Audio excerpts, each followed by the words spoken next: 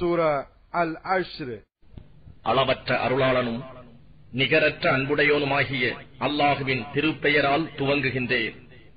வானங்களில் உள்ளவையும் பூமியில் உள்ளவையும் அல்லாஹுவையே தஸ்பீஹ் துதி செய்கின்றன. அவன் யாவரையும் மிகைத்தவன், ஞானம் மிக்கவன். வேதத்தை உடையோரில் எவர்கள் நிராகரித்துக் கொண்டிருந்தனரோ அவர்களை அவர்களுடைய வீடுகளில் இருந்து ஒன்றித்த முதல் வெளியேற்றத்தில் வெளியேற்றியவன் அவனே. எனினும் அவர்கள் வெளியேறுவார்கள் என்று நீங்கள் நினைக்கவில்லை. அவர்களும் தங்களுடைய கோட்டைகள் நிச்சயமாக அல்லாஹுவை விட்டும் தங்களை தடுத்துக் கொள்பவை என்று நினைத்தார்கள். ஆனால் அவர்கள் எண்ணி இராத புறத்திலிருந்து அவர்கள் வாழ் அல்லாஹ் வேதனையை கொண்டு வந்து அவர்களுடைய இதயங்களில் பீதியையும் போட்டான். அன்றியும் அவர்கள் தம் கைகளாலும் மோமீன்களின் கைகளாலும் தம் வீடுகளை அழித்துக் கொண்டனர். எனவே அகப்பார்வையுடையோரே, நீங்கள் இதிலிருந்து படிப்பினை பெறுவீர்களாக. தவிரவும் அவர்கள் மீது வெளியேறுகையை அல்லாஹ் விதிக்காதிருந்தால் இவ்வுலகிலேயே அவர்களை கடினமாக வேதனை செய்திருப்பான். இன்னும் அவர்களுக்கு மறுமையிலும் நரக நெருப்பின் வேதனை உண்டு. அதற்கு காரணம், நிச்சயமாக அவர்கள் அல்லாஹுவுக்கும் அவனுடைய தூதருக்கும் விரோதம் செய்தார்கள். அன்றியும் எவன் அல்லாஹுவை விரோதிக்கின்றானோ அவனை நிச்சயமாக அல்லாஹ் வேதனை செய்வதில் கடினமானவன். நீங்கள் அவர்களுடைய பேரீத்த மரங்களை வெட்டியதோ அல்லது அவற்றின் வேர்களின் மீது அவை நிற்கும்படியாக விட்டுவிட்டதோ அல்லாஹ்வின் அனுமதியாலும் அந்த பாவிகளை அவன் இழிவுபடுத்துவதற்காகவுமேதான். மேலும் அல்லாஹ் தன் தூதருக்கு யகூதிகளில் நின்றும் எதை மீட்டுக் கொடுத்தானோ அதற்காக நீங்கள் குதிரைகளையோ ஒட்டகங்களையோ ஓட்டி போர் செய்துவிடவில்லை. எனினும் நிச்சயமாக அல்லாஹ் தான் நாடுவோர் மீது தன் தூதர்களுக்கு ஆதிக்கத்தை தருகிறார். மேலும் அல்லாஹ் எல்லா பொருட்களின் மீதும் பேராற்றல் உடையவன். ஊராரிடம் இருந்தவற்றில் அல்லாஹ் தன் தூதருக்கு மீட்டுக் கொடுத்தவை அல்லாஹுவுக்கும் அவன் தூதருக்கும் உறவினர்களுக்கும் அனாதைகளுக்கும் ஏழைகளுக்கும் வழிபோக்கருக்குமாகும்.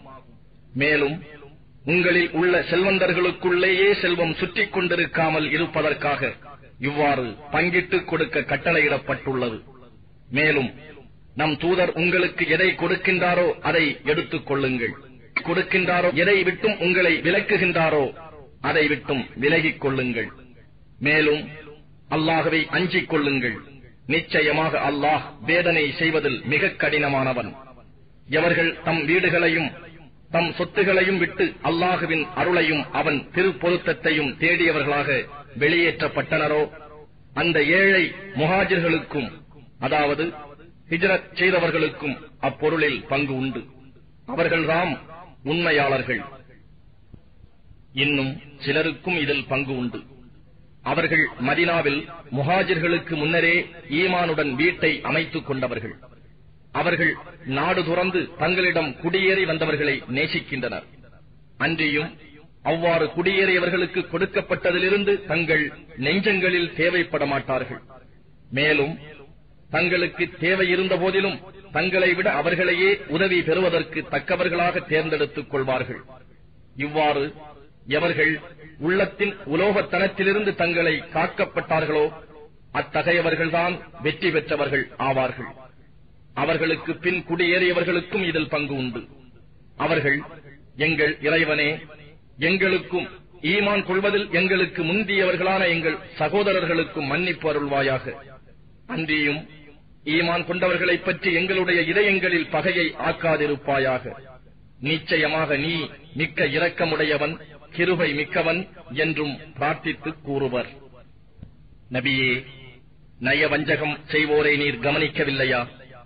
அவர்கள் வேதத்தை உடையோரில் உள்ள நிராகரித்துக் கொண்டிருப்போரான தம் சகோதரர்களிடம், நீங்கள் வெளியேற்றப்பட்டால் உங்களுடன் நாங்களும் நிச்சயமாக வெளியேறுவோம். அன்றியும் உங்களுக்கு எதிராக நாங்கள் எவருக்கும் எப்பொழுதும் நாம் வழிபட மாட்டோம். மேலும் உங்களுக்கு எதிராக போர் செய்ய பெற்றால் நிச்சயமாக நாங்கள் உங்களுக்கு உதவி செய்வோம் என்று கூறுகின்றனர். ஆனால் நிச்சயமாக அவர்கள் பொய்யர்கள் என்று அல்லாஹ் சாட்சியம் கூறுகிறான். அவர்கள் வெளியேற்றப்பட்டால் இவர்கள் அவர்களுடன் வெளியேற மாட்டார்கள். மேலும் அவர்களுக்கு எதிராக போர் செய்ய பெற்றால் இவர்கள் அவர்களுக்கு உதவி செய்யவும் மாட்டார்கள். அன்றியும் இவர்கள் அவர்களுக்கு உதவி செய்தாலும் நிச்சயமாக புறமுதுகு காட்டி பின்வாங்கி விடுவார்கள். பின்னர் அவர்கள் எத்தகைய உதவியும் அளிக்கப்பட மாட்டார்கள். நிச்சயமாக அவர்களுடைய இதயங்களில் அல்லாஹ்வை விட உங்களை பற்றிய பயமே பலமாக இருக்கிறது. அல்லாஹ்வை விட்டும் உங்களை அதிகம் அஞ்சுவதற்கு காரணம் அவர்கள் உண்மையை உணர்ந்து கொள்ளாத சமூகத்தினராக இருப்பதுதான். கோட்டைகளால் அரண் செய்யப்பட்ட ஊர்களிலோ அல்லது மதில்களுக்கு அப்பால் இருந்து கொண்டோ அல்லாமல் அவர்கள் எல்லோரும் ஒன்று சேர்ந்து உங்களுடன் போரிட மாட்டார்கள். அவர்களுக்குள்ளேயே போரும் பகையும் மிக கடுமையானவை. இந்நிலையில் அவர்கள் யாவரும் ஒன்றுபட்டிருப்பதாக நீர் எண்ணுகிறீர். ஆனால் அவர்களுடைய இதயங்கள் சிதறிக் கிடக்கின்றன. இதற்கு காரணம் மெய்யாகவே அவர்கள் அறிவற்ற சமூகத்தார் என்பதுதான். இவர்களுக்கு முன்னர் காலத்தால் நெருங்கியிருந்த சிலரை போன்றே இவர்களும் இருக்கின்றனர். அவர்கள் தம் தீய செயல்களுக்கு உரிய பலனை அனுபவித்தனர். அன்றியும் அவர்களுக்கு மறுமையில் நோவினை செய்யும் வேதனையும் உண்டு.